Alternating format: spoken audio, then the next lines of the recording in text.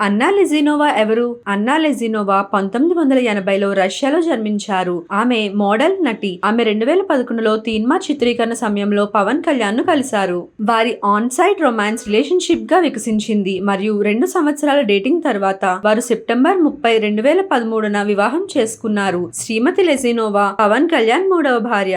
ఈ దంపతులకు మార్క్ శంకర్ పవనోవిచ్ అనే కుమారుడు జన్మించాడు.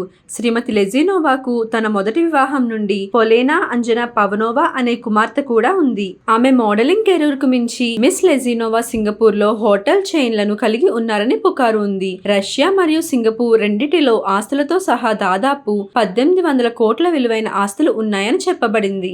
తెలుగు సూపర్ స్టార్ వైవాహిక చరిత్ర దృష్ట్యా శ్రీ కళ్యాణ్ తో శ్రీమతి లెజినోవా సంబంధం పరిశీలన మరియు సవాలును ఎదుర్కొంది. అతను గతంలో 19 ఏళ్ల నందినిని 1997లో వివాహం చేసుకున్నారు.